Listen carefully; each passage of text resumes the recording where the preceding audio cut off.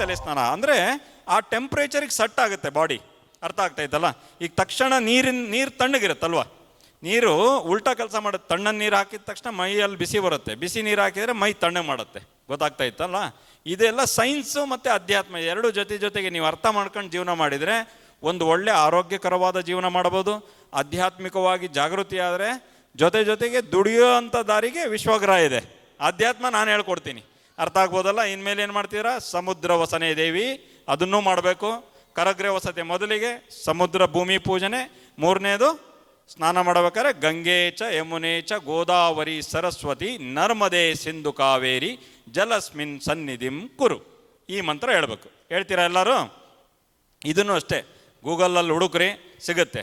ಗಂಗೆ ಚ ಯಮುನೆ ಚ ಗೋದಾವರಿ ಸರಸ್ವತಿ ನರ್ಮದೆ ಸಿಂಧು ಕಾವೇರಿ ಜಲಸ್ಮಿನ್ ಸನ್ನಿಧಿಂ ಕುರು ಅಂತ ಈ ಮಂತ್ರ ಹೇಳಿ ಸ್ನಾನ ಮಾಡಿದಾಗ ನಿಮ್ಮ ಓಜ್ ತೇಜ್ ತಪೋಬಲ ಹೆಚ್ಚಾಗುತ್ತೆ, ಆಧ್ಯಾತ್ಮಿಕ ಶಕ್ತಿ ಹೆಚ್ಚಾಗುತ್ತೆ. ನೆಗೆಟಿವ್ ಬಗ್ಗೆ ಯೋಚನೆ ಮಾಡೋದ್ರ ಬಗ್ಗೆ ಕಡಿಮೆ ಮಾಡ್ತೀರಾ, ಪಾಸಿಟಿವ್ ಬಗ್ಗೆ ಯೋಚನೆ ಮಾಡ್ತೀರಾ. ನಿಮ್ಮಲ್ಲಿ ಒಂದು ಊರ್ಜಾ ಶಕ್ತಿ ಪ್ರಾರಂಭ ಆಗುತ್ತೆ. ಮಾಡ್ತೀರಾ ಎಲ್ಲರೂ? ಈ 3-4 ಮಾಡಿದರೆ ಸಾಕು. ನೀವು ಜೀವನದಲ್ಲಿ ನೀವೇನು ಸಾಧು ಸಂತರಾಗೋ ಅವಶ್ಯಕತೆ ಇಲ್ಲ. ಇದು ನೀವು ಮಾಡಿ ನೋಡ್ರಿ, ಚೇಂಜ್ ಆಗೇ ಆಗುತ್ತೆ 100ಕ್ಕೆ 100 ಭಾಗ. ಯಾಕಂದರೆ ಇದು ಅಧ್ಯಾತ್ಮ ಹೇಳ್ತಿರೋದು ನಾನಲ್ಲ, ಈ ಆಲ್ರೆಡಿ ನಮ್ಮ ಭಾರತ ಭೂಮಿಯಲ್ಲಿ ಇರೋದು. ಅದಾದಮೇಲೆ ಏನು ಮಾಡ್ತೀರಾ? ಊಟ ಮಾಡ್ತೀವಿ, ಪ್ರಸಾದ ಹೆಂಗೆ ಮಾಡ್ತೀವಿ ಎಲ್ಲರೂ? ಮೊಬೈಲ್ ನೋಡ್ತಾ ಹಿಂಗೆ ನೋಡೋದು, ಹಿಂಗೆ ತಿನ್ನೋದು, ಹಿಂಗೆ ನೋಡೋದು, ಹಿಂಗೆ ತಿನ್ನೋದು. ಇದೇನಾಯ್ತು? ಇವಳು ಏನು ಮಾಡಿದ್ಲು, ಅವಳು ಏನು ಮಾಡಿದ್ಲು ಅಲ್ವಾ? ಇದು ಮಾಡ್ತಾ ಇದ್ದಿರ್ತಾನೆ ಎಲ್ಲರೂ. ಮೊಬೈಲಲ್ಲಿ ನೆಗೆಟಿವ್ ಭಾಳಷ್ಟು ರೇಡಿಯೇಷನ್ ಇರುತ್ತೆ. ದಯಮಾಡಿ ಮೊಬೈಲ್ ಬಳಕೆ ರಾತ್ರಿ ಮಲಗಬೇಕಾದ್ರೆ ಅದನ್ನು ಸೈಡಿಗೆ ಇಡ್ರಿ. ಆಮೇಲೆ ಮಕ್ಕಳಿಗಾದರೂ ಅಷ್ಟೇ, ಅವರು ಅಳ್ತಾ ಇದ್ದಾರೆ ಅಂದ ತಕ್ಷಣ ಅವ್ರಿಗೆ ಒಂದು ಮೊಬೈಲ್ ಕೊಟ್ಟು ಕಳಿಸ್ಬೇಡ್ರಿ ದಯಮಾಡಿ. ಇದು ನಮ್ಮ ಸಂಸ್ಕೃತಿ ಮತ್ತು ಅಧ್ಯಾತ್ಮಕ್ಕೆ ಇದು ನಕಾರಾತ್ಮಕ. ಇದು ಯಾವುದು ಒಂದು ಇನ್ಸ್ಟ್ರೂಮೆಂಟ್ ಬರ್ತಿದೆ ಅದರಲ್ಲಿ ಪ್ಲಸ್ ಎಷ್ಟು ಇದೆಯೋ ಮೈನಸ್ ಜಾಸ್ತಿ ಇರುತ್ತೆ. ಮೈನಸ್ ತೊಗೋಬಾರ್ದು, ನಾವು ಪ್ಲಸ್ ತೊಗೋಬೇಕು. ಪ್ಲಸ್ ಅಂದರೆ ಫೋನ್ ತೊಗೊಂಡು ಫೋನ್ ಯಾರಿಗಾರ ಮಾತಾಡ್ಬೇಕಾ? ಫೋನ್ ಮಾಡಬೇಕು. ನೀವೇನಾದರೂ ಒಂದು ಕ್ರಿಯೇಟಿವಿಟಿ ಮಾಡಿರೋ ಅದನ್ನು ತಿಳಿಸ್ಲಿಕ್ಕೆ ಹೋಗ್ಬೇಕು ಸಮಾಜಕ್ಕೆ. ಅದು ಬಿಟ್ಟು ಬೇರೆಯವ್ರು ನೋಡ್ತಾ ನಿಮ್ಮ ಜೀವನವನ್ನು ವ್ಯರ್ಥ ಮಾಡಿದರೆ ಇವತ್ತು ನಮ್ಮ ಭವ್ಯ ಭಾರತ ನಿರ್ಮಾಣಕ್ಕೆ ಭಾಳ ಕಷ್ಟ ಆಗುತ್ತೆ. ಇವತ್ತು ವಿಶ್ವಗ್ರಹ ಎಜುಸೊಲ್ಯೂಷನ್ ಹಳ್ಳಿಗೆ ಹೋಗಿ, ಯಾಕಂದರೆ ಇದು ನೋಡ್ರಿ, ದಾವಣಗೆರೆ ಡಿಸ್ಟಿಕ್ ಆಗಿರ್ಬೋದು ಅಥವಾ ಇನ್ಯಾವುದೇ ಡಿಸ್ಟಿಕ್ ಆಗಿರ್ಬೋದು, 31 ಡಿಸ್ಟಿಕ್ಕಲ್ಲಿ ಹೋಗಿ ಮಾಡೋದು ಬೇರೆ. ಇವರು ವಿಷಯ ಏನಂದರೆ ಗ್ರಾಮಕ್ಕೆ ಇವರು ಎಜುಕೇಷನ್ ಕೊಡಬೇಕಂತ ಇದೆ. ಯಾಕಂದರೆ ಇವತ್ತು ಇಲ್ಲಿಟ್ರಸಿ ಎಲ್ಲಿದೆ? ಗ್ರಾಮದಲ್ಲಿ ಭಾಳಷ್ಟು ಜನ ಓದ್ತಾರೆ, ಓದಲಿಕ್ಕಾಗಲ್ಲ. ಎಷ್ಟೋ ಜನ ನಾನು ನೋಡ್ತೀನಿ, ಮಕ್ಕಳುಗಳು ಶಾಲೆಯಲ್ಲಿ ಹಾಸ್ಟೆಲಿಗೋಸ್ಕರ ಅಡ್ಮಿಷನಿಗೆ ಒದ್ದಾಡ್ತಾ ಇರ್ತಾರೆ. ಆದರೆ ನಾವಿಲ್ಲೊಂದು ಎಜುಕೇಷನ್ ಸಿಸ್ಟಮ್ ಮಾಡಿ ಶಾಲೆಯಲ್ಲಿ ನಿಮಗೆ ಏನೇ ಕಲಿಸಿದ್ರು ಕೂಡ ಒಂದು ಲಿಮಿಟ್ ಇರುತ್ತೆ. ಆದರೆ ಮನೆಯಲ್ಲಿ ನಿಮಗೆ ಅದ್ರ ಮೇಲೂ ಕೂಡ ತಾಯಿ ತಂದೆ ಕಲಿಸ್ತಾರಲ್ವ? ಬರೀ ಶಾಲೆಯಲ್ಲಿ ಓದಿದ್ದಷ್ಟೇ ಮಾಡ್ತೀರಾ? ಇಲ್ವಲ್ಲ. ಅದೇ ರೀತಿಯಾಗಿ ಏನು ನಮ್ಮ ಶಾಲೆಯಲ್ಲಿ ಸಿಲೆಬಸ್ ಇದೆ, ಸರ್ಕಾರ ಬದಲಾಗ್ತಿದ್ದಂಗೆ ಆ ಸಿಲೆಬಸ್ ಚೇಂಜ್ ಆಗ್ತವೆ. ಒಂದು ಸರ್ಕಾರ ಬಂದ ತಕ್ಷಣವೇ ಟಿಪ್ಪು ಸುಲ್ತಾನ್ ಹಾಕು ಅಂತಾರೆ, ಇನ್ನೊಬ್ಬ ಸರ್ಕಾರ ಬಂದ ತಕ್ಷಣ ಛತ್ರಪತಿ ಶಿವಾಜಿ ಮಹಾರಾಜರು ಹಾಕು ಅಂತ. ನೀವು ಅಲ್ಲಿಗೆ ಯಾರಿಗೆ ಓದಬೇಕು? ನಮ್ಮ ಸತ್ಯ ಸನಾತನ ಧರ್ಮ ಯಾವುದು? ಹಂಗಂದರೆ ನಾವು ಎದ್ರ ಬಗ್ಗೆ ತಿಳ್ಕೊಬೇಕು, ಎದ್ರ ಬಗ್ಗೆ ತಿಳ್ಕೊಬಾರ್ದು. ಇಲ್ಲಿ ಯಾರ ಬಗ್ಗೆ ಓದ್ಬೇಕು ನಾವು? ಹಾಗಾದರೆ ಬಾಬರ್ ಬಗ್ಗೆ ಓದಬೇಕಾ, ಇಲ್ಲ ಇಲ್ಲಿ ಭಗವದ್ಗೀತಾ ಬಗ್ಗೆ ಓದಬೇಕಾ? ಇದು ಕನ್ಫ್ಯೂಷನ್ಸ್ ಕ್ರಿಯೇಟ್ ಮಾಡೋದೇ ಈ ರಾಜಕಾರಣಿಗಳದು. ಕನ್ಫ್ಯೂಷನ್ಸ್ ಕ್ರಿಯೇಟ್ ಆಗಬಾರ್ದು ಅಂದರೆ ನೀವು ಸ್ವತಃ ಪ್ರಬುದ್ಧರಾಗಬೇಕು. ನೀವು ಸ್ವತಃ ಏನಿದೆ, ಏನು ಸರಿ ಏನು ತಪ್ಪು ಅನ್ನೋ ಜಡ್ಜ್ಮೆಂಟ್ ನೀವು ತೊಗೋಬೇಕೆ ಹೊರತು ನಿಮ್ಮನ್ನು ಜಡ್ಜ್ ಮಾಡೋ ಅಂಥ ಸರ್ಕಾರಗಳು ಆಗಬಾರ್ದು. ಆ ಥರ ಆಗಬಾರ್ದು ಅಂದರೆ ತಾವೆಲ್ಲ ಏನು ಮಾಡಬೇಕು ಅಂದರೆ ತಾವು ನಿತ್ಯ ಕರ್ಮಗಳನ್ನು ಮಾಡಬೇಕು. ಈ ಥರ ಏನು ವಿಶ್ವಗ್ರಹ ಎಜುಸೊಲ್ಯೂಷನ್ ಅವರು ಈಗ ಪ್ರೈವೇಟಾಗಿ ಇದಕ್ಕೆ ಎಜುಕೇಷನ್ ಕೊಟ್ಟು ವಿದ್ಯಾಭ್ಯಾಸ ಕೊಡಬೇಕು ಅನ್ನೋ ಒಂದು ನಿಟ್ಟಿನಲ್ಲಿ ಹೋಗ್ತಾ ಇದ್ದಾರೆ. ಇಂಥವ್ರ ಜೊತೆಗೆ ನೀವು ಸಹಕಾರ ಮಾಡಬೇಕೆ ಹೊರತು ಯಾವುದೇ ರಾಜಕೀಯ ಪಕ್ಷಕ್ಕೆ ಸಹಕಾರ ಮಾಡೋದಲ್ಲ. ರಾಜಕೀಯ ಬೇಕು, ರಾಜಕೀಯ ಮತ್ತು ರಾಜನೀತಿ ಇಲ್ದಂಗೆ ಭಾರತ ನಿರ್ಮಾಣ ಆಗ್ಲಿಕ್ಕೆ ಸಾಧ್ಯ ಇಲ್ಲ. ಆದರೆ ಅದಕ್ಕೂ ಕೂಡ ನೀವು ಯಾವತ್ತು ಪ್ರಬುದ್ಧರಾಗಿ ನಿಷ್ಠಾವಂತ ಭಾರತ ನಿರ್ಮಾಣಕ್ಕೆ ಒಳ್ಳೆ ಹೋಗಿ ನಿಮ್ಮದೊಂದು ಓಟ್ ಬಟನ್ ಹಾಕ್ತಿರಲ್ಲ, ಇವತ್ತು ಹೆಂಗೆ ರಕ್ತದಾನ, ನೇತ್ರದಾನ, ಅನ್ನದಾನ ಎಲ್ಲ ಮಹಾದಾನನೋ ಅದೇ ರೀತಿಯಾಗಿ ಮತದಾನನೂ ಮಹಾದಾನ. ಮತ ನೀವು ಯಾರಿಗೆ ಹೋಗಿ ಬಟನ್ ಹಾಕ್ತೀರ ಅದೇ ಅನುಭವಿಸ್ತೀರ. ನಿಮಗೆ ಫ್ರೀ ಬಸ್ ಬೇಕಂದ್ರೆ ಫ್ರೀ ಬಸ್ ಸಿಗುತ್ತೆ, ಫ್ರೀ ರೇಷನ್ ಬೇಕಂದ್ರೆ ಫ್ರೀ ರೇಷನ್ ಸಿಗುತ್ತೆ, ಉಪವಾಸ ಇರಬೇಕಂದ್ರೆ ಉಪವಾಸ ಆಗ್ತೀರ. ಈ ಥರ ಸರ್ಕಾರ ನಿರ್ಮಾಣ ಮಾಡೋಕ್ಕೆ ಸರ್ಕಾರ ಹೊಣೆ ಅಲ್ಲ, ನೀವು ಹೊಣೆ. ಅದಕ್ಕೆ ನೀವು ಯಾರಿಗೆ ಸೆಲೆಕ್ಟ್ ಮಾಡ್ಬೇಕು, ಯಾರಿಗೆ ಸೆಲೆಕ್ಟ್ ಮಾಡಬಾರ್ದು ನಿಮ್ಮಲ್ಲಿದೆ. ನಾನು ಜಾಸ್ತಿ ರಾಜಕೀಯವಾಗಿ ಮಾತಾಡಲಿಕ್ಕೆ ಇಷ್ಟಪಡಲ್ಲ. ಆದರೆ ಏನು ಮಾಡ್ತೀರಾ, ಎಲ್ಲೋ ಒಂದು ಕಡೆ ನೋವು ಆಗ್ತಾಯಿದೆ, ಜನರು ಯಾವುದೋ ದಾರಿಗೆ ಹೋಗ್ತಾ ಇದ್ದಾರಲ್ಲ, ತಪ್ಪು ದಾರಿಗೆ ಹೋಗ್ತಾ ಇದ್ದಾರಲ್ಲ, ಯಾಕೆ ಈ ರೀತಿ ಹೋಗ್ತಾ ಇದ್ದಾರೆ ಅಂತ ನೋವಾಗ್ತಾ ಇರುತ್ತೆ. ಮೂರ್ಖರಾಗಬೇಡ್ರಿ. ಯಾವತ್ತು ಜಾಗೃತ ಸಮಾಜವನ್ನು ನಿರ್ಮಾಣ ಮಾಡಬೇಕಂದ್ರೆ ಮೊದಲಿಗೆ ನಮ್ಮ ಭಾರತದ ಪ್ರತಿಯೊಬ್ಬ ಮಹಿಳೆ, ಪ್ರತಿಯೊಬ್ಬ ತಂದೆ ತಾಯಿ, ಮಕ್ಕಳು ಎಲ್ಲರೂ ಜಾಗೃತರಾಗಬೇಕು. ಇವತ್ತು ನಮ್ಮಲ್ಲಿ ಏನಿದೆ ಅದನ್ನು ಬಿಟ್ಟರು ಈಗ ಪಿಜ್ಜಾ ಬರ್ಗರ್ ತಿನ್ನಕ್ಕೆ ಹೋಗ್ತಾ ಇದ್ದಾರೆ. ರೊಟ್ಟಿ ಒಳಗಿರೋ ಶಕ್ತಿ ಐತಾ ಪಿಜ್ಜಾ ಬರ್ಗರ್ ಒಳಗೆ? ಆ ನೂಡಲ್ಸ್ ಒಳಗೆ ಐತಾ? ಮ್ಯಾಗಿ ಒಳಗೆ ಐತಾ? ಅದೆಲ್ಲ ರೋಗ ಬರ್ತಾ ಇದ್ದಾವೆ. ಅದರಲ್ಲಿ ಏನು ಹಾಕಿ ಮಾಡ್ತಾನೆ ಅನ್ನೋದು ನಮಗೆ ಗೊತ್ತಿಲ್ಲ. ಮನೆಯೊಳಗೆ ಒಂದು ರೊಟ್ಟಿ ಚಟ್ನಿ ಊಟ ಮಾಡಿದರೆ ಪರವಾಗಿಲ್ಲ, ನಮಗೆ ತಾಕತ್ತು ಬರುತ್ತೆ ಅಲ್ವಾ? ಮುದ್ದೆ ಊಟ ಮಾಡಿದರೆ ತಾಕತ್ತು ಬರುತ್ತೆ. ನಾನು ಅಂತೂ ಹೊರಗೆ ಊಟನೇ ಮಾಡಲ್ಲ. ಉಪವಾಸ ಇದ್ರೂ ಪರವಾಗಿಲ್ಲ, ಏನು ಹಾಕಿರ್ತಾನೆ ಏನೋ, ಯಾವ ಎಣ್ಣೆ ಹಾಕಿ ಮಾಡಿರ್ತಾನೆ ಏನೋ, ಅದು ತಿಂತಿದ್ದಂಗೆ ರೋಗ ಬರುತ್ತೆ. ನೀರು ಶುದ್ಧ ಜಲ ಇಲ್ಲ, ಶುದ್ಧ ಪರಿಸರ ಇಲ್ಲ. ಪರಿಸರ ಬಗ್ಗೆನೂ ಕೂಡ ನಾವು ಪ್ರೇಮ ಇಟ್ಕೋಬೇಕಾದಂಥ ಅವಶ್ಯಕತೆ ಇದೆ. ಈಗ ಅಧ್ಯಾತ್ಮದ ಪ್ರಕಾರ ನಾನು ಇವತ್ತೊಂದು ನಿಮಗೆ 4 ವಿಚಾರ ಹೇಳಿದ್ದೀನಿ. ಒಂದು ಹೇಳ್ರಿ, ಏನಂತ ಹೇಳಿದೆ? ಎದ್ದ ತಕ್ಷಣ ಇಲ್ಲಿ ನೀವು ಒಂದು ಸರಿ 2 ಸರಿ ಕೇಳಿದರೆ ನೆನಪಿರುತ್ತೆ. ಇಲ್ಲ ಮನೆಗೆ ಹೋಗಿ ನೀವು ಮರ್ತಿ ಮತ್ತೆ ಡಬಾಕೊಂಡು ಮಕ್ಕಂತೀರ. ಹಂಗೆ ಮಾಡಬಾರ್ದು. ಅಂದರೆ ಇಲ್ಲಿ ರಿಪೀಟ್ ನಾನು ಯಾಕೆ ಹೇಳ್ತಿದ್ದೀನಿ ಅಂದರೆ, ಇದು ಒಂದು ಸಭೆ ಅಂತ ಅನ್ಕೊಂಡೇ ಇಲ್ಲ ನಾನು. ಇದು ಒಂದು ನಿಮ್ಮ ಒಂದು ಸಂವಾದ. ಇದು ಸಂವಾದ. ನಿಮ್ಮಲ್ಲಿ ಏನು ಮನಸ್ಸಲ್ಲಿ ಇದೆ ಅದು ಏನಿಲ್ಲ. ನಮ್ಮಲ್ಲಿ ಆಧ್ಯಾತ್ಮಿಕ ಜಾಗೃತಿ ಇದೆ. ಇಲ್ಲಿ ಎಷ್ಟು ಜನ ಬೇಜಾರಾಗಿ ಕುಂತೀರಿ, ಎಷ್ಟು ಜನ ಇಂಟ್ರೆಸ್ಟ್ ಆಗಿದ್ದೀರಿ ಅದು ಗೊತ್ತಾಗುತ್ತೆ ನನಗೆ. ಎಷ್ಟು ಜನ ಮನೆಯಲ್ಲಿ ಯೋಚನೆ ಮಾಡ್ತಾಯಿದ್ದೀರಿ, ಎಷ್ಟು ಜನ ಇಲ್ಲಿದ್ದೀರಿ, ಪ್ರೆಸೆನ್ಸ್ ಆಫ್ ಮೈಂಡ್ ಅಂತಾರೆ ಅದನ್ನು, ಅದು ಕೂಡ ಗೊತ್ತಾಗುತ್ತೆ. ಅದಕ್ಕೆ ನಾನು ಏನು ಹೇಳ್ತಿರೋದು ನಿಮಗೆ, ಎದ್ದ ತಕ್ಷಣ ಕರಗ್ರೆ ವಸತೆ ಮಾಡಬೇಕು. 2ನೇದು ಜೋರಾಗಿ ಹೇಳ್ಬೇಕು. ಎಲ್ಲರೂ ಹೇಳ್ರಿ, ಒಬ್ಬರಲ್ಲ. ಇನ್ನುಳಿದರೆಲ್ಲ ಏನು ನಾಚಿಕೆ ಆಗ್ತಾಯ್ತಾ? ಇಲ್ಲಿ ಕಲೀಲಿಕ್ಕೆ ಬಂದಿದ್ದೀವಿ ನಾವು, ಪ್ರತಿಯೊಬ್ಬರು ಇಲ್ಲಿ ಸ್ಟೂಡೆಂಟು. 2ನೇದು ಏನು ಮಾಡ್ತೀರಾ? ಭೂಮಿ ತಾಯಿಗೆ ನಮಸ್ಕಾರ ಮಾಡ್ತೀರಾ. 3ನೇದು ಏನು ಮಾಡ್ತೀರಾ? ಗಂಗೆ ಚ ಯಮುನೆ ಚ. 4ನೇದು ಏನು ಮಾಡ್ತೀರಾ? ಮೊಬೈಲ್ ಸ್ಕ್ರೋಲ್ ಮಾಡಲ್ಲ, ಅದ್ರ ಬದಲಿ ಅನ್ನಪೂರ್ಣೆ ಸದಾಪೂರ್ಣೆ ಶಂಕರ ಪ್ರಾಣವಲ್ಲಭೆ ಜ್ಞಾನ ವೈರಾಗ್ಯ ಸಿದ್ಧಾರ್ಥಂ ಭಿಕ್ಷಾನ್ ದೇಹಿ ಚ ಪಾರ್ವತಿ ಅಂತಂದೇಳಿ, ಅನ್ನಕ್ಕೆ ಅನ್ನ ಪರಬ್ರಹ್ಮ ಸ್ವರೂಪ. ಅನ್ನ ತಿಂದರೆ ಪ್ರಾಣ ಹೇ, ಅನ್ನ ಹೇ ತೋ ಪ್ರಾಣ ಹೇ. ಅನ್ನ ಊಟ ಮಾಡಿದ್ರೆ ತಾನೆ ಹೊಟ್ಟೆ ಹಸಿವಾದ್ರೆ ಏನಾಗ್ತೀರಿ? ನಂದು ಇಲ್ಲಿ ಏನು ಐತಲ್ಲ ಉಪನ್ಯಾಸ ಅದನ್ನು ಕೇಳಲ್ಲ. ನಡಿಯೇ ಹೊಟ್ಟೆ ಸ್ಥಿತಿ, ಈ ಗುರೂಜಿದೆಲ್ಲ ಮೆಲ್ಲಕ್ಕೆ ಏನಾರು ಒಂದು ತಿನ್ಬರೋಣ ಅಲ್ಲಿ ಖಾರ ಮಾಡಕ್ಕೆ ಚಾ. ಹೌದಾ ಇಲ್ಲ? ಯಾಕಂದರೆ ಪ್ರಾಣ ಇಲ್ಲ. ಪ್ರಾಣ ಇಲ್ಲ ಅಂದರೆ ಎಲ್ಲಿ ಕೇಳ್ತೀರಿ? ಪ್ರಾಣ ಬೇಕು ತಾನೆ. ಅನ್ನ ಹೇ ತೋ ಪ್ರಾಣ ಹೇ. ಅನ್ನ ಇದ್ದರೆ ಪ್ರಾಣ ಇದ್ರೆ ಇದೆ. ಅನ್ನ ಸಾಕ್ಷಾತ್ ಪರಮಾತ್ಮ ನಿಮ್ಮ ಎದುರಿಗೆ ಕಾಣಲ್ಲ. ಅನ್ನ ಪರಬ್ರಹ್ಮ ಸ್ವರೂಪ. ಏನು? ಪರಬ್ರಹ್ಮ ಸ್ವರೂಪ. ಅನ್ನ ತಿಂದಾಗ ತಾನೇ ಪ್ರಾಣ ಬರುತ್ತೆ. ಅಲ್ಲಿಗೆ ಅನ್ನ ಏನದು? ಎನರ್ಜಿ ಕೊಡ್ತಾ ಇದೆ, ನಮಗೆ ಶಕ್ತಿ ಕೊಡ್ತಾ ಇದೆ, ಊರ್ಜಾ ಕೊಡ್ತಾ ಇದೆ. ನಮ್ಮಲ್ಲಿ ಶಕ್ತಿ ಬರ್ತಾ ಐತಿ ಅಂದರೆ ಅದು ಎಲ್ಲಿಂದ ಸೃಷ್ಟಿ ಆಯಿತು? ಪರಮಾತ್ಮನಿಂದ ಸೃಷ್ಟಿ ಆಯಿತು. ಅನ್ನ ಎಲ್ಲಿಂದ ಬಂತು? ರೈತ ಬೆಳೆದ. ರೈತ ಎಲ್ಲಿಂದ ಬೆಳೆದ? ಭೂಮಿಯಿಂದ ಬೆಳೆದ. ಹಾಗಾದರೆ ಭೂಮಿ ಯಾರು? ಅದು ತಾಯಿ.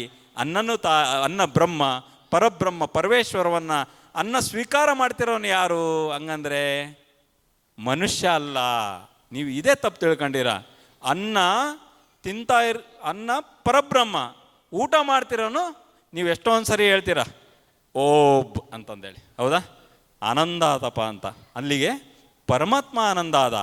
ನಿಮ್ಮ ದೇಹ ಒಂದು ಸ್ವರೂಪ ಅಷ್ಟೇ.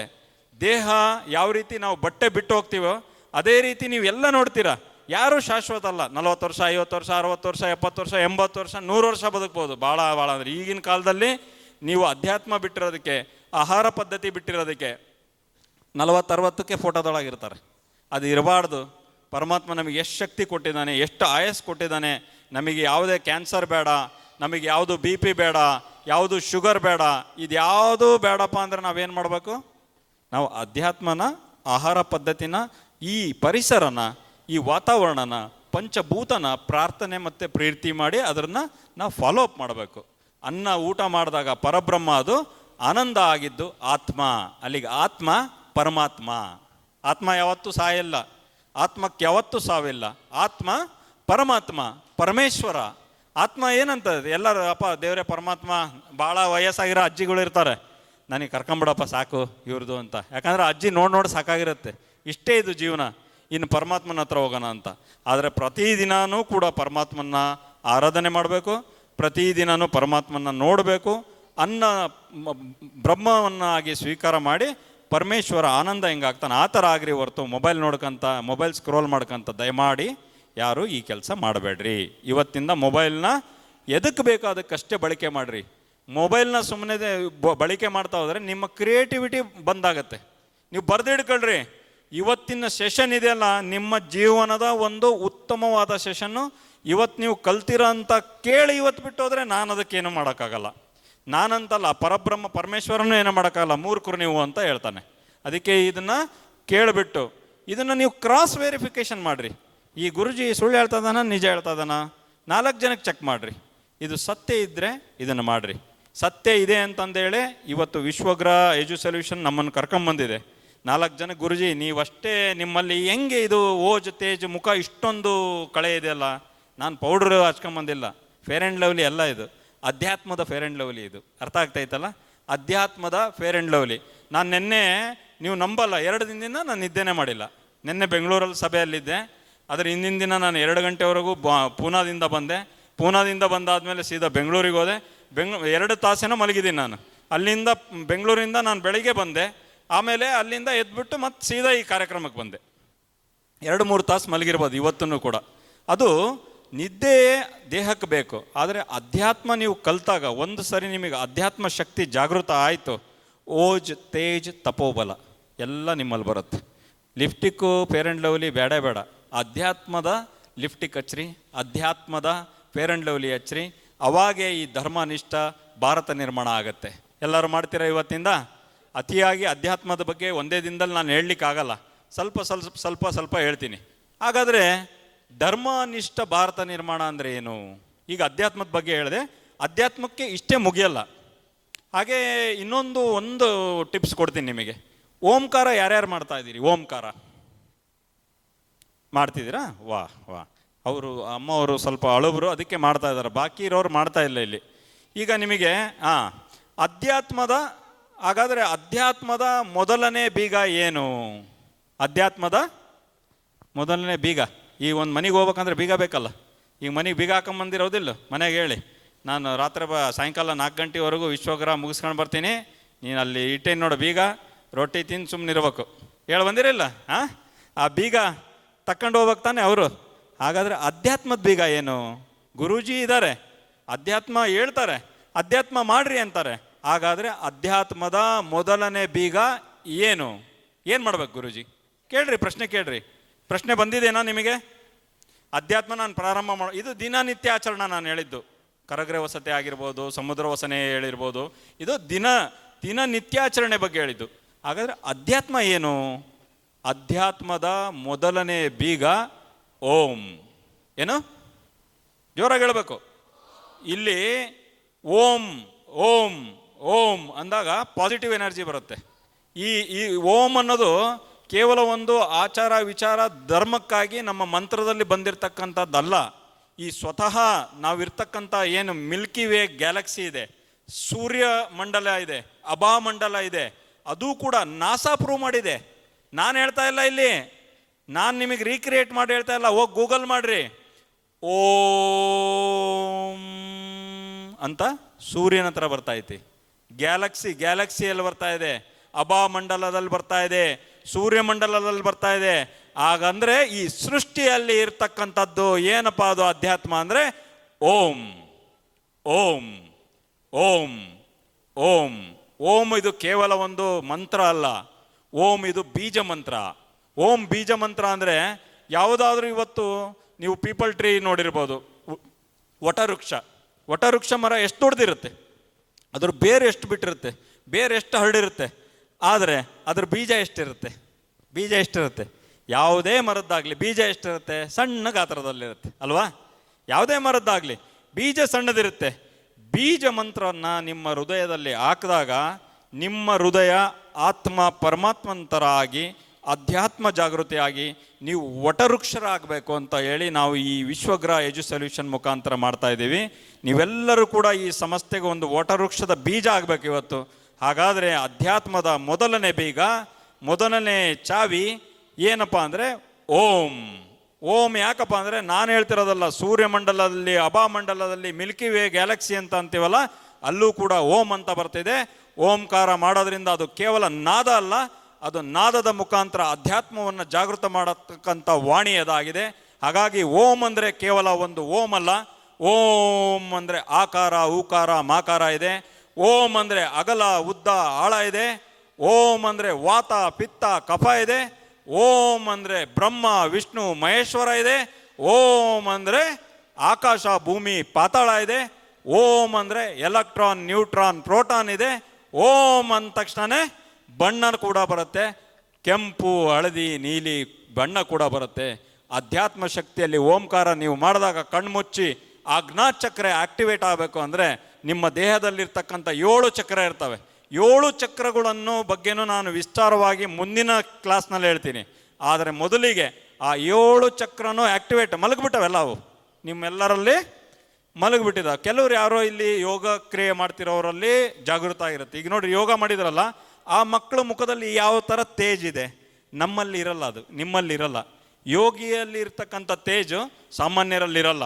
ಹಾಗಾದರೆ ಯೋಗ ಕ್ರಿಯೆ ಮಾಡಬೇಕು ಅಂದರೆ, ಅಧ್ಯಾತ್ಮ ಕಲಿಬೇಕಂದ್ರೆ ಮೊದಲನೇ ಬೀಗ ಓಂಕಾರ. ಓಂಕಾರ. ಇವತ್ತಿಂದ ಎಲ್ಲರೂ ಓಂಕಾರ ಮಾಡ್ತೀರಾ?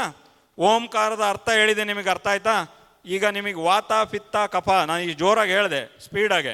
ವಾತ ಪಿತ್ತ ಕಫ, ಯಾವುದಾದ್ರೂ ರೋಗ ಬಂದರೆ ಇವು 3ರಲ್ಲೇ ಬರೋದು. ಹೌದಾ? ವಾತ ಆಗ್ಬಿಟ್ಟೈತಿ ಅದಕ್ಕೆ ದಪ್ಪ ಆಗೇನಿ, ಪಿತ್ತ ಆಗ್ಬಿಟ್ಟೈತಿ ಹೀಟ್ ಆಗೈತಿ, ಶೀತ ಆಗೈತಿ ಕಫ ಆಗೈತಿ. ವಾತ ಪಿತ್ತ ಕಫ ಬರಬಾರ್ದು ಅಂದರೆ ಓಂಕಾರ ಮಾಡಿರಿ. ಆಯುರ್ವೇದ ತೊಗೊಳ್ರಿ, ಆ್ಯಂಟಿಬಯೋಟಿಕ್ ಹೋಗ್ಬೇಡ್ರಿ. ಆ್ಯಂಟಿಬಯೋಟಿಕ್ ನಿಮ್ಮ ಲಿವರ್ ಕಿಡ್ನಿ ಎಲ್ಲ ಡ್ಯಾಮೇಜ್ ಮಾಡುತ್ತೆ, ಕ್ಯಾನ್ಸರ್ ಬರುತ್ತೆ, ಸೈಡ್ ಎಫೆಕ್ಟ್ಸ್ ಜಾಸ್ತಿ. ಆಯುರ್ವೇದಿಕಲ್ಲಿ ನಿಮಗೆ ಲೇಟ್ ಆಗ್ಬೋದು, ಆದರೆ ಗುಣಮುಖರಾಗ್ತೀರಾ. ಅರ್ಥ ಆಗ್ತೈತಲ್ವಾ? ಹಾಗಾಗಿ ಓಂಕಾರ ಯಾವ ರೀತಿ ಮಾಡಬೇಕನ್ನೋದನ್ನು ಕೂಡ ಹೇಳ್ತೀನಿ. ಒಂದು ಸಣ್ಣದಾಗಿ ಈ ನಾಭಿಯಿಂದ ಓಂಕಾರ ಮಹಿಳೆಯರು ಅತಿ ಹೆಚ್ಚು ಮಾಡಬೇಡ್ರಿ, ಒಂದು 10-11 ಮಾಡಬೇಕು. ತುಂಬ ವಯಸ್ಸಾಗಿರೋರು ಎಷ್ಟು ಬೇಕಾದರೂ ಮಾಡ್ಬೋದು. ಯಾರಿಗೆ ಮೆನ್ಸಸ್ ಎಲ್ಲ ನಿಂತಿರುತ್ತೆ ಅವ್ರು ಎಷ್ಟು ಬೇಕಾದರೂ ಮಾಡ್ಬೋದು. ಹುಡುಗಿಯವರು ಏನಿದ್ದಾರೆ ಒಂದು 11 ಬಾರಿ ಮಾಡ್ಬೋದು. ಯಾಕಂದರೆ ಅದು ನಾಭಿ ಹತ್ರ ಒತ್ತಡ ಬರುತ್ತೆ, ಮತ್ತು ಪಿರಿಯಡ್ ಸೈಕಲ್ಸಲ್ಲಿ ಸ್ವಲ್ಪ ಹಿಂದೆ ಮುಂದೆ ಆಗುತ್ತೆ. ಅದಕ್ಕಾಗಿ ಮಹಿಳೆಯರು ನೀವು 11 ಬಾರಿ ಮಾಡ್ಬೋದು ಓಂಕಾರ. ಇಲ್ಲ ಶ್ರೀಕಾರ ಬೇಕಂದ್ರೂ ಮಾಡ್ಬೋದು. ಓಮನ್ನ ನಾಭಿಯಿಂದ ತೊಗೋಬೇಕು. ನಾನು ತೋರಿಸ್ತೀನಿ ನೋಡ್ರಿ. ಓ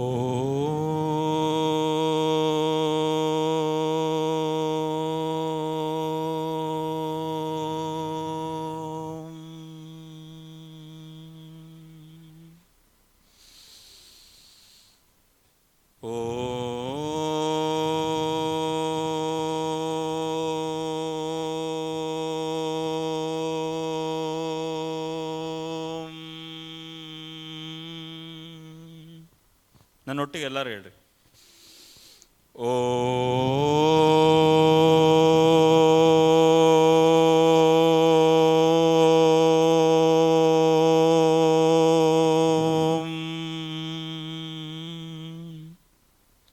ಇದೇ ರೀತಿ ಓಂಕಾರ ಚಕ್ಲು ಬಕ್ಲು ಹಾಕೊಂಡು ಚಿನ್ನ ಮುದ್ರೆ ಬರುತ್ತೆ. ಈ ಥರ 2 ಮುದ್ರೆಗಳನ್ನು ಈ ಥರ ಇಟ್ಟು ಚಕ್ಲು ಬಕ್ ಆರಾಮಾಗೆ. ಇದನ್ನೇನೆಂದರೆ ಬಾಡಿಗೆ ಸ್ಟ್ರೆಸ್ ತೊಗೊಂಡು ಮಾಡೋದಲ್ಲ. ನಿಮಗೆ ಎಷ್ಟಾಗುತ್ತೋ 11, 9, 5 ಸರಿನೋ ಪ್ರತಿದಿನ ಬೆಳಿಗ್ಗೆ ಮತ್ತು ರಾತ್ರಿ ಏನು ಈ ಮೊಬೈಲ್ ನೋಡಿ ಹಿಂಗೆ ಮಲಗ್ತಿದ್ರಲ್ಲ, ಮೊಬೈಲ್ ಬಿಸಾಕ್ರಿ, ಓಂಕಾರ ಮಾಡಿ ಮಲಗ್ರಿ. ನಿಮ್ಗೆ ಯಾವ ದುಸ್ವಪ್ನ ಬೀಳಲ್ಲ, ನಿಮ್ಮ ಬಾಡಿ ಬ್ಯಾಲೆನ್ಸ್ ಆಗುತ್ತೆ. ನೀವೇನು ಸ್ಟ್ರೆಸ್ ಅಡ್ಡಾಡಿರ್ತೀರಲ್ಲ, ಬೆಳಗ್ಗೆಯಿಂದ ಅಡುಗೆ ಮಾಡಿರ್ತೀರ, ತರಕಾರಿ ಅವನ ಹತ್ರ ಬಾರ್ಗೇನ್ ಮಾಡಿರ್ತೀರ, ಸೊಪ್ಪು 10 ರೂಪಾಯಿಗೆ 2 ಅಲ್ಲ 3 ಕೊಡು ಅಂದಿರ್ತೀರ, ಈ ಥರ ಎಲ್ಲ ಚೌಕಾಶಿ ಮಾಡಿರ್ತಿರೋದಿಲ್ಲ, ಅದೆಲ್ಲ ಸ್ಟ್ರೆಸ್ ಆಗಿರುತ್ತೆ ಮೈಂಡಿಗೆ. ಗಂಡನ ಹತ್ರ ಏನೋ ಒಂದು ಸಮಾಧಾನಕ್ಕೆ ಇದಾಗಿರ್ತೀರಿ, ನಿಮ್ಮ ಅತ್ತೆ ಹಿಂಗಂತ ನೋಡು, ನಿಮ್ಮಮ್ಮ ಹಿಂಗಂತು ಅಂತ ಜಗಳನೂ ಆಡಿರ್ತೀರ, ಹೌದಿಲ್ಲ? ಪರಿವಾರ ಅಂದಮೇಲೆ ಅದೆಲ್ಲ ಕಾಮನ್ನು ಅಲ್ವಾ? ಅದೆಲ್ಲ ಹೋಗ್ಬೇಕು. ಮಕ್ಕಳು ಕಾಡಿಸಿರ್ತವೆ, ಮಕ್ಕಳು ಪೀಡಿಸಿರ್ತವೆ, ಹಠ ಮಾಡಿರ್ತವೆ, ಹೊಡಿಬಾರ್ದು ಮಕ್ಕಳಿಗೆ. ಒಳ್ಳೆ ಬುದ್ಧಿವಾದದಿಂದ ಹೇಳ್ಕೊಡ್ರಿ. ಮೊಬೈಲ್ಗಳನ್ನು ನೋಡಿ, ಇಲ್ಲೂ ಒಂದು ಉದಾಹರಣೆ ಇಲ್ಲೇ ಐತಿ ನಮ್ಮ ಹತ್ರ. ಮೊಬೈಲ್ ಹಿಡ್ಕೊಂಡು ಕೂತೈತಿ. ನಮಗೆ ಇಂದ್ರಕ್ಕಿಂತ ಇನ್ನೇನು ಉದಾಹರಣೆ ಬೇಡ, ಬೇರೆ ಎಲ್ಲೋ ಹೋಗೋದು ಬೇಡ. ಏನಪ್ಪಿ, ಮೊಬೈಲ್ ಬೇಕೇ ಬೇಕಲ್ಲ ನಿನಗೆ. ಮೊಬೈಲ್ ಅನ್ನೋದು ಅಡಿಕ್ಷನ್ ಆಗಿಬಿಟ್ಟೈತಿ. ಮೊಬೈಲು ನಮ್ಮ ಭಾರತದಲ್ಲಿ ಯಾರದನ್ನು ದುರುಪಯೋಗ ಮಾಡ್ತಿರಲ್ಲ, ಅದು ಕ್ಯಾನ್ಸರ್. ಅದನ್ನು ಕ್ಯಾನ್ಸರ್ ಆಗಿ ಪರಿವರ್ತನೆ ಆಗ್ತದೆ. ಇದನ್ನು ಯಾವಾಗಲೂ ನೆನ್ಪಿಡ್ಕೊಳ್ರಿ. ಮೊಬೈಲ್ನ ಕೇವಲ ಅದು ನಿಮ್ಮ ಕೆಲಸಕ್ಕೆ ಉಪಯೋಗಿಸಿದ್ರೆ ಒಳ್ಳೆಯದು. ಯಾಕಂದರೆ ಮೊದಲೆಲ್ಲ ಟೆಲಿಗ್ರಾಮ್ ಮಾಡಬೇಕಾಯ್ತು, ಪೋಸ್ಟ್ ಕಳಿಸ್ಬೇಕಾಯ್ತು, ಅದೆಲ್ಲ ಇತ್ತು. ಪೋಸ್ಟ್ ಆಫೀಸಿಂದ ಲೆಟ್ರ್ ಕಳಿಸಿದ ಮ್ಯಾಗ 15 ದಿನ ಆದ್ಮೇಲೆ ಲೆಟ್ರ್ ಮುಡ್ತಿತ್ತು. ಈಗ 1 ಸೆಕೆಂಡ್ನಾಗ ಎಲ್ಲಿದೆಯಾ, ಕುಂತಿಯಾ, ಎದ್ದೀಯಾ, ಇದೆಯಾ, ಹೋಗಿಯಾ, ಎಲ್ಲದೂ ಕೇಳ್ತಾರೆ. ಆದರೆ ಅದನ್ನು ಕೂಡ ಎಷ್ಟು ಅವಶ್ಯಕತೆ ಇದೆ ಅಷ್ಟು ಬಳಕೆ ಮಾಡಿರಿ. ಅಡಿಕ್ಷನ್ ಮಾಡಬೇಡ್ರಿ. ಮಕ್ಕಳಿಗೆ ಏನು ಕಷ್ಟ ಆಗ್ಬೋದು ನಿಮಗೆ, ನೀವು ಅವರಲ್ಲಿ ಅಧ್ಯಾತ್ಮ ಬೀಜ ನೀವು ನೆಟ್ಟಿದಾಗ ಖಂಡಿತವಾಗಿ ಅವರು ಕೂಡ ಅದನ್ನು ಕಲಿತಾ ಬರ್ತಾರೆ. ಪಂಚತತ್ವಗಳ ಬಗ್ಗೆನೂ ಇವತ್ತು ನಾವು ಇದು ಮಾಡೋಣ. ಆಕಾಶ, ಭೂಮಿ, ಗಾಳಿ, ಇದೇ ಪಂಚತತ್ವ. ಆಕಾಶ, ಭೂಮಿ, ಗಾಳಿ, ಬೆಂಕಿ, ನೀರು. ಇದನ್ನು ಕೂಡ ಎಲ್ಲದನ್ನು ಕೂಡ ನಾವು ಪಂಚತತ್ವಕ್ಕೆ ಪ್ರೇಮ ಮಾಡಬೇಕು. ಗಾಳಿ ಎದಕ್ಕೆ ಉಪಯೋಗಿಸ್ಬೇಕು? ಒಳ್ಳೆ ಗಾಳಿ ತೊಗೋಬೇಕು, ಒಳ್ಳೆ ಪರಿಸರ ತಗೋಬೇಕು. ಇವತ್ತು ಗಿಡಗಳನ್ನು ನಡೀತಾನೆ ಇಲ್ಲ ನಾವು, ಗಿಡಗಳನ್ನೆಲ್ಲ ಕಡ್ದು ಎಲ್ಲ ಬರೇ ಬಿಲ್ಡಿಂಗ್ಗಳನ್ನು ಕಟ್ತಾ ಇದ್ದೀವಿ. ಹಾಗಾಗಿ ಪ್ರಾಣಿ ಪಕ್ಷಿಗಳೆಲ್ಲ ಕಾಡಿಗೆ ಬರ್ತಾ ಇದ್ದಾವೆ.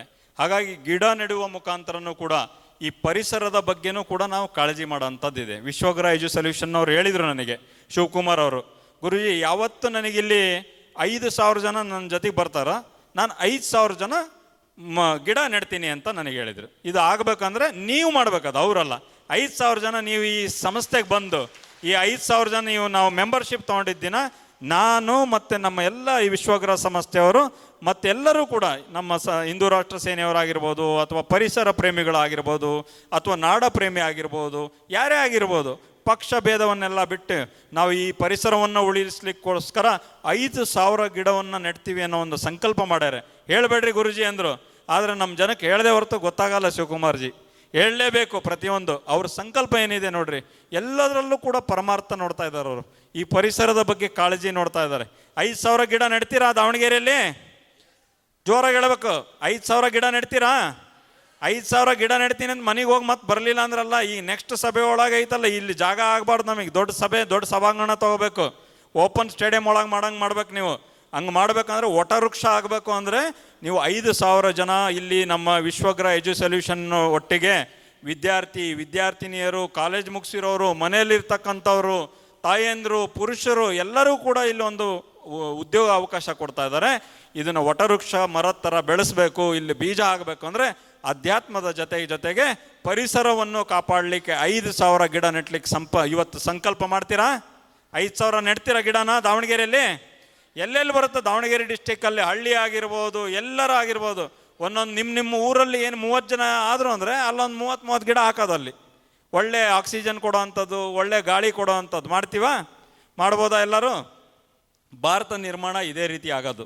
ಯಾಕಂದರೆ ಯಾರೂ ಇವತ್ತು ಬಂದು ರಾಜಕೀಯ ಪಕ್ಷದವ್ರು ನಮಗೆ ಓಟ್ ಹಾಕ್ರಿ, ನಿಮಗೆ ಅದು ಕೊಡ್ತೀವಿ, ಇದು ಕೊಡ್ತೀವಿ, ಫ್ರೀ ಕೊಡ್ತೀವಿ ಅಂತಾರೆ. ಆದರೆ ಇಲ್ಲಿ ಎಜುಕೇಷನ್ ಕೊಡ್ತೀವಿ, ಪರಿಸರಕ್ಕೆ ಗಿಡ ಹಾಕೋಣ ಅಂತಂದೇಳಿ ಒಂದು ಒಳ್ಳೆ ಸಂಕಲ್ಪ ಮಾಡ್ತಾ ಇದ್ದಾರೆ. ಇದನ್ನು ನೀವು ಅರ್ಥ ಮಾಡ್ಕೋಣ ಅಂತ ವಿಷಯ ಇದೆ.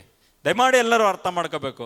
ಎಷ್ಟು ಪರಿಸರ ಕಾಳಜಿ ಇದೆ ಇಲ್ಲಿ. ಯಾವುದು ಧರ್ಮದ ವಿಚಾರವಾಗಿ ಹೋಗ್ತಾ ಇಲ್ಲ, ನಮ್ಮ ರಾಷ್ಟ್ರದ ವಿಚಾರವಾಗಿ ಹೋಗ್ತಾ ಇದ್ದೀವಿ, ನಮ್ಮ ಭಾರತ ಸಂಸ್ಕೃತಿ ವಿಚಾರವಾಗಿ ಹೋಗ್ತಾ ಇದ್ದೀವಿ. ನಮ್ಮಲ್ಲಿ ಇಲ್ಲಿಟ್ರಸಿ ಹೋಗಿ ಲಿಟ್ರಸಿ ಆಗಲಿ, ನಮ್ಮ ಎಲ್ಲ ಜನರು ವಿದ್ಯಾವಂತರಾಗಲಿ, ಬುದ್ಧಿವಂತರಾಗಲಿ, ಹಣಕಾಸು ಬರಲಿ, ಅವರಿಗೆ ಐಶ್ವರ್ಯ ಪ್ರಾಪ್ತಿ ಆಗಲಿ ಅಂತ ಒಂದು ಸಂಕಲ್ಪವನ್ನು ವಿಶ್ವಗ್ರಹ ಸೊಲ್ಯೂಷನ್ ಇವತ್ತು ಮಾಡ್ತಾ ಇದೆ. ಹಾಗಾಗಿ ನೀವು ಅದನ್ನು ಸಂಕಲ್ಪವನ್ನು ಸತ್ಯ ಮಾಡಬೇಕಂದ್ರೆ ಕೇವಲ ಇಲ್ಲಿ ಕೇಳಿ ಊಟ ಮಾಡಿ ಮನೆಗೆ ಹೋದರೆ ಆಗಲ್ಲ. ಗಿಫ್ಟ್ಗಳು ತೊಗೊಂಡು ನೀವು ಹೇಳ್ರಿ, ನಮಗೆ ಗಿಫ್ಟ್ ಬೇಡ್ರಿ, ನಮಗೆ ವಿದ್ಯಾಭ್ಯಾಸ ಕೊಡ್ರಿ. ಈ ಮಾತು ಎಲ್ಲಿಂದ ಬರಬೇಕು? ನಿಮ್ಮ ಆತ್ಮದಲ್ಲಿ ಬರಬೇಕು. ಪರಮಾತ್ಮ ಆದಾಗ ನಮಗೆ ಗಿಫ್ಟ್ ಬೇಡ, ನಾವೇ ನಿಮಗೆ ಗಿಫ್ಟ್ ಕೊಡ್ತೀವಿ. ನಾವೇ ಈ ವಿಶ್ವಗ್ರಹ ಸಂಸ್ಥೆಗೆ 30 ಜನನ ತಂದು ಇಲ್ಲಿ ನಾವು ಸೇರಿಸ್ತೀವಿ. ಅವರಿಗೆ ವಿದ್ಯಾಭ್ಯಾಸ ಕೊಡ್ರಿ, ಅದೇ ನಮಗೆ ಗಿಫ್ಟು ಅಂತ ಭಾವನೆ ನಿಮ್ಮಲ್ಲಿ ಬಂದಾಗ ಮಾತ್ರ ಸೃಷ್ಟಿಯಾಗತ್ತೆ ಹೊರತು ಕೇವಲ ಗಿಫ್ಟಿಗೋಸ್ಕರ 4 ಗಂಟೆ 4:15ವರೆಗೂ ನೀವು ಸಮಯ ಕಳೆದ್ರೆ ಬರಲ್ಲ ಬಂಧುಗಳೇ. ತಾಯಂದ್ರೆ ಇದು ಗಮನ ಇಟ್ಟು ಕೇಳಿ. ನಾನು ಹೇಳ್ತಿರೋದು ವಿಚಾರ ಮಾಡಿರಿ. 4 ಗಂಟೆಗೋಸ್ಕರ ಅವ್ರಿಗೇನು ಬಿದ್ದಿಲ್ಲ ಇಲ್ಲಿ ನಿಮಗೇನೋ ಕೊಡೋದು ಅಂತ. ಆದರೆ ನೀವು ಸಂಕಲ್ಪ ಮಾಡಿರಿ, ನಮಗೆ ಗಿಫ್ಟ್ ಬೇಡ. ಹೇಳ್ತೀರಾ? ಗಿಫ್ಟ್ ಬೇಕಾ? ನಿಮಗೆ ವಿದ್ಯಾಭ್ಯಾಸ ಬೇಕಾ? ಗಿಫ್ಟ್ ಬೇಕಾ? ನಿಮಗೆ ಲಕ್ಷ್ಮೀ ಪ್ರಾಪ್ತಿ ಬೇಕಾ? ಲಕ್ಷ್ಮಿ ಕೂಡ ಸಜ್ಜನರ ಹತ್ರ ಹೋಗ್ಬೇಕು. ದುರ್ಜನರ ಹತ್ರ ಹೋದರೆ ದುಷ್ಟ ಕೆಲಸ ಮಾಡ್ತಾರೆ, ಸಜ್ಜನರ ಹತ್ರ ಹೋದರೆ ಲಕ್ಷ್ಮಿ ಅದನ್ನು ಸಜ್ಜನ ಕೆಲಸಕ್ಕೆ ಯೂಸ್ ಮಾಡ್ತಾರೆ. ಹಾಗಾಗಿ ಲಕ್ಷ್ಮಿ ಕೂಡ ಪ್ರಾಪ್ತಿ ಆಗ್ಬೇಕಂದ್ರೆ ಸಜ್ಜನರ ಹತ್ರ ಹೋಗ್ಬೇಕು. ಈ ದೇಶ ಭಾರತ ಭವ್ಯ ಭಾರತ, ವಿಶ್ವ ಭಾರತ ಆಗಬೇಕು. ಭಾರತ ಭೂಮಿ ನಮ್ಮ ಧರ್ಮನಿಷ್ಠ ಭಾರತ ಆಗಬೇಕು ಅಂತಂದೇಳಿ ನಾನು ಹೇಳ್ತೀನಿ. ಹಾಗೆ ಈಗ ಒಂದು ಸ್ವಲ್ಪ ನಮ್ಮ ರಾಷ್ಟ್ರದ ಇದ್ರ ಬಗ್ಗೆನೂ ಚಿಂತನೆ ಮಾಡೋಣ. ಆಧ್ಯಾತ್ಮಿಕವಾಗಿ ನಾನು ಇವತ್ತಿನ ದಿನಕ್ಕೆ ಅಧ್ಯಾತ್ಮದ ಬಗ್ಗೆ ನನ್ನ ವಾಣಿಗೆ ವಿರಾಮ ಕೊಡ್ತೀನಿ. ಆದರೆ ರಾಷ್ಟ್ರದ ಬಗ್ಗೆ ಸ್ವಲ್ಪ ನಾವು ಚಿಂತನೆ ಮಾಡೋಣ. ಇವತ್ತು ರಾಷ್ಟ್ರದ ಬಗ್ಗೆ ಮಾಡಬೇಕಾ ಮಾಡಬಾರ್ದ? ನಾನು ಯಾವ ಪಕ್ಷದವನೂ ಅಲ್ಲ. ನಾನು ಓನ್ಲಿ ನಮ್ಮ ಭಾರತ ರಾಷ್ಟ್ರದ ಬಗ್ಗೆ ಪ್ರೇಮ ಇರತಕ್ಕಂಥ ಒಬ್ಬ ಭಾರತೀಯನಾಗಿ ಹೇಳ್ತಾ ಇದ್ದೀನಿ. ನೀವೆಲ್ಲರೂ ಕೂಡ ನಮ್ಮ ಭಾರತ ಮಾತೆಯ ಪುತ್ರರು ಪುತ್ರಿಯರು. ಈ ಭಾರತದ ಬಗ್ಗೆ ನಾವು ಚಿಂತನೆ ಮಾಡಬೇಕಾ?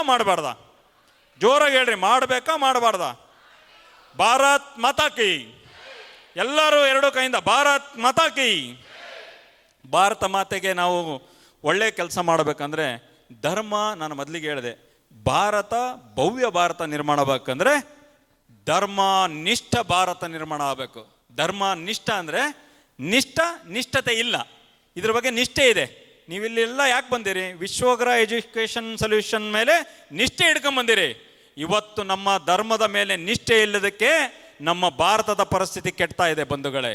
ನಮ್ಮ ರಾಜ್ಯದ ರಾಜಕೀಯ ವ್ಯವಸ್ಥೆ ಕೆಡ್ತಾ ಇದೆ, ರಾಜಕಾರಣಿಯ ಮನಸ್ಥಿತಿ ಕೆಡ್ತಾ ಇದೆ. ಹಾಗಾದರೆ ಅವ್ರ ಮನಸ್ಥಿತಿ ಕೆಡಬಾರ್ದು ಅಂದರೆ ಧರ್ಮಕ್ಕೆ ನಿಷ್ಠರಾಗಿ ಭಾರತಕ್ಕೆ ನಿಷ್ಠರಾದಾಗ ಮಾತ್ರ ಸಾಧ್ಯ.